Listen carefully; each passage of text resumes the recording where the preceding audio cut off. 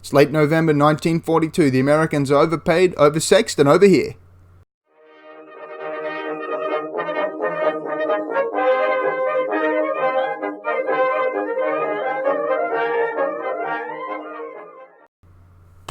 That was actually the slogan the Australians used for the Americans. A little bit of background. So we're in 1942, obviously the Second World War.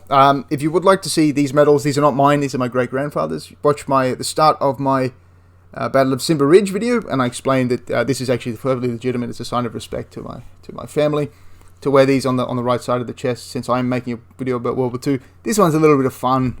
Somebody did die. I do want to stress that it is a tragic event for somebody who did die, but even the people involved thought this was quite fun. The Australians involved thought it was quite fun. The Americans didn't, but the Australians did. They liked it. So welcome to the video on the Battle of Brisbane. So, 1942, late November 1942, the Americans have basically got themselves sent up here in Australia, in Brisbane, which is the capital city of Queensland. I live in Queensland. I'm not going to tell you where, but those of you who know me know I live in Queensland. You know where I live, on the sunny coast area. Queensland is the capital city. As I've said, it's got a river that separates the two halves, north and south.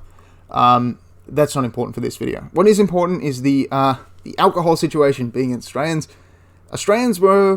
Australian pubs at this time were open 2 hours a day, but they couldn't be congruous. So they had to be 1 hour now, like 3 o'clock, and then 3 till 4, and then 5 till 6, or 11 till 12, and then 2 to 3.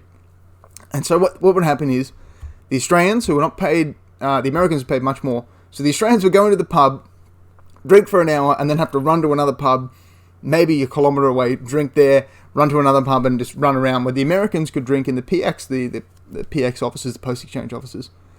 They could get alcohol there. They could get silk. They could get chocolate. They could get perfume. They could get ice cream. And men with resources, men with luxury items in Australia, men with nice foreign accents in Australia, and money, and very smart dress uniforms, because the Australian dress uniforms were not that good, because Australia was actually struggling in 1942. Kokoda was going on. It was pretty much going the Australians' way. It was about to start going the Australians' way. But yeah, Australia's pretty desperate for resources. They don't really have the resources to start investing in dress uniforms.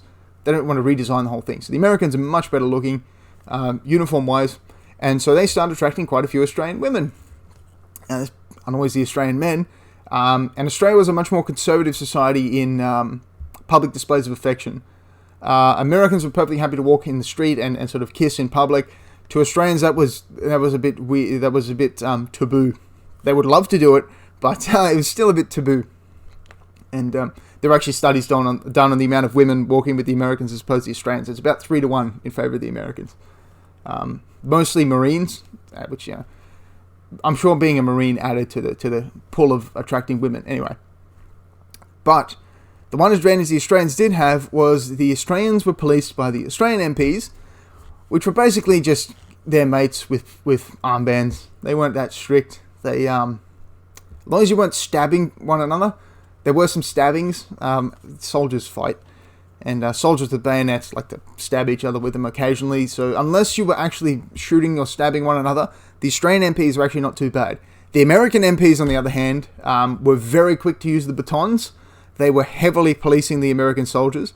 MacArthur you can thank MacArthur for that, because Blamey is MacArthur's basically bitch, would be a kind word.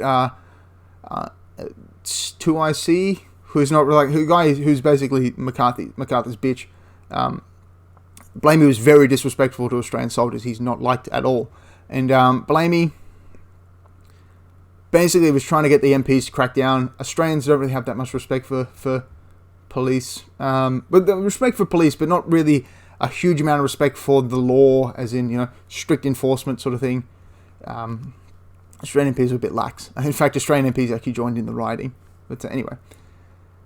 And it all came to a head one day when an American and a few Australians were quite drunk, and they were stumbling out of a pub and on their way to another pub when an American MP came up and stopped the group. And he demanded that the American show his papers. And the American, being quite drunk, was sort of looking for his papers, and he couldn't find them. And he was still looking after, like, it took a couple of 20 seconds, and the MP raised his baton, and one of the Australians grabbed the MP's baton. Another Australian gut punched the American MP, and the third Australian sort of took the American back, and they proceeded to assault the American military policeman. He either blew his whistle, or another MP around him blew his whistle, and a bunch of American MPs came to arrest the Australians who were attacking a police officer. Upon seeing their friends being attacked, Australian soldiers rushed in to attack the MPs who were trying to arrest their friend. This escalated, as you can imagine. The guy's name was Stein, the American's name was Stein. He was from the 404th Signal Regiment, like he was a telegrapher or a radio operator. Anyway, the American MPs grabbed Stein and dragged him back to the PX building, not to arrest him, but for his own safety, because he's in an American uniform, and pretty much anyone in an American uniform is copping it. The Americans basically retreat to the PX building. Most of the MPs retreat there. Most of the American soldiers sort of like back off a little bit from the area.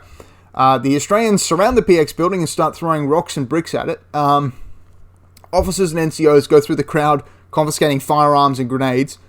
The officers are perfectly happy to let them throw bricks at the Americans, but they don't want shooting to happen. So the Australians, they go around and they confiscate quite a few hand grenades at this point, because apparently they were just walking around with hand grenades.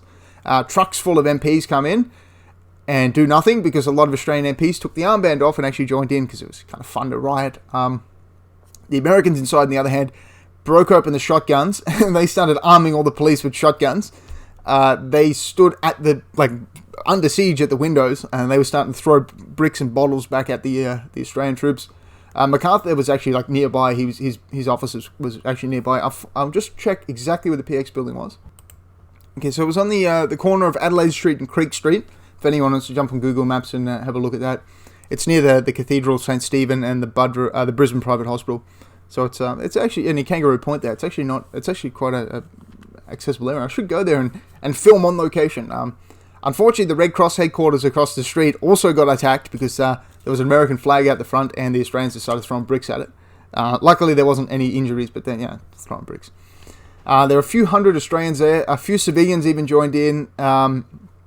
The bust-in MPs did nothing. The Americans tried to bust in more MPs, but their trucks got attacked. So the MPs inside were getting worried. So at 8 o'clock, there's 5,000 Australian soldiers there. An officer drives a truck in with a whole bunch of Sten guns in the back, and I don't know what he was thinking, but there was an Australian officer and a bunch of NCOs driving around in a truck with Sten guns and hand grenades, pretty much the ones that were confiscated, and they're not sure what to do with them right now. The fire brigade turns up and just sits there. They have their hoses, but they don't turn them on the crowd, because it's... To the Australians, this is actually quite funny. They weren't trying to hurt anybody. They were just drunk and throwing stuff. The Americans obviously feared for their lives, as you probably should, because when they're drunk, 5,000 people are drunk and throwing stuff at you. It is quite a serious event. So the Americans are sitting there with their shotguns, terrified. At about 8 o'clock, the Australians actually see the Americans with their shotguns. They actually get a look, and they're like, they're shotguns. And they get pissed off that the Americans have shotguns out, and they rush the PX building. I don't know why you would do that. If you clearly see them armed. They basically, a few guys rush the PX building. So Gunner Webster actually grabs an MP's shotgun. What are you doing? He grabs a shotgun, and exactly what you think happened. Webster was killed.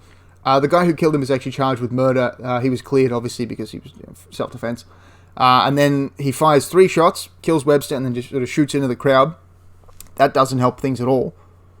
The guy who shot him then ran back into the PX building and actually cracked an Australian on the head with his shotgun so hard it broke. And then a few other MPs were beaten. Rocks and stuff were thrown. But after someone was killed, the Australian MPs actually started policing it. And the civilian police actually were standing there watching the whole thing. And then they started to sort of clean it up. And about 10 or 11 o'clock, the whole thing had calmed down and the Australians had been moved away. Then the next night, they came back again. Not as many, about 500 people. They came back to the PX building, which was pretty heavily armed and visibly heavily armed. so they didn't really mess with it. Instead, they went to MacArthur's headquarters and started hurling abuse and bricks at MacArthur's headquarters. This was more serious, and they were pretty much driven away, and some people were arrested. But yeah, they were looking for a fun time, and they thought, this guy's being a jerk. He's calling our friends in Kokoda, he called them scared rabbits. He said they were being cowards by running away. MacArthur was not liked at all, and from what I understand as well, he was hated by the Americans too. But it started throwing bottles and bricks at MacArthur's headquarters, and but after that, the crowd was dispersed, and then for the next few days, the Americans were tense. They were really tense. They didn't know another riot was going to break out, but the Australians didn't see it as a riot. As an Australian, I can tell you that's not really a riot in our thinking. A riot is like going through a street just indiscriminately burning. And there's reports of Australians going into pubs where Americans are drinking, and the Americans basically see Australians walk in and get ready to fight, and the Australians just walk over and start buying them beers and saying, that was fun, wasn't it, when we attacked you guys in the PX building and threw bricks at it? Yeah, a good time. The Americans didn't really know what to think, but eventually they sort of caught on, and this is the last real trouble that happens in Brisbane. Heavily censored, ridiculously heavily censored. There was actually a journalist who was literally standing in a balcony watching the whole thing, who managed to get something in the newspaper the next day. But MacArthur really cracked down on this. He did not want Australian-American relations shaken or anything like this. It wouldn't have been in the Australian public, but I don't know how the Americans would have responded to this. But yeah, MacArthur was brutally cracking down on this sort of stuff. One of the biggest things the Australians had with MacArthur that they didn't like was he reported Australian defeats and Allied victories. That was his famous thing that he always do. We had an Australian defeat here, but an Allied victory, even though it was only Australian troops, but technically they were part of the Allied army. When the American troops first went into battle at Boona, they didn't succeed very well. They were actually held back a lot because their first action is charge a bunch of Japanese machine gun nests with the sea at their back. They're fanatical, and they're not going anywhere. They literally can't go anywhere, and you've never seen any combat before, so charge across an open beach into machine gun nests. No. The 2nd 31st, again, my Uncle Len was in the 2nd 31st. The 2nd 31st ended up basically taking part in that battle, along with others. But they had to bring in Australian veteran troops to take out those things at Boonagona there. Yeah, so it's not fair to send the Americans in like that, but MacArthur didn't give it. MacArthur was so full of himself, he thought he could send raw troops up against these fanatical veteran Japanese with literally nowhere to go. It's not a good idea. MacArthur was just an awful person, awful commander. So what happened? Well, I'm reading off the thing. 8 people with gunshot wounds. The Australian serviceman died, the artilleryman. And several hundred people were injured by throwing rocks and bottles. Remember, the Americans throwing stuff back, as you should if you're getting stuff thrown at you. Second night, 8 MPs, 8 US MPs, 1 serviceman and 4 officers were hospitalised. Shockingly, the Australian enlisted men would attack officers who would they doubled the MP strength in the Australian thing, and the American PX was moved, and they didn't tell them where it was moved to, but you could find out, but yeah, they didn't tell them. And I'll read you the exact wording of the censorship report. Quote, "No cabling or broadcasting of details of tonight's Brisbane servicemen's riot. Background for censors only. 1 Australian killed, 6 wounded." Apparently the Courier Mail published a heavily censored article the next day. Anyway, so yeah, the MacArthur was, why you would censor that, I'm not sure. It's a riot. Again, it's probably for the American audience mostly, because Australians might have been angry, but they wouldn't have really done anything. They couldn't really do anything. We needed America, but maybe the Americans might have taken a little bit of umbrage to that. But it wasn't the last of the riots. There was basically just fighting for the rest of the war.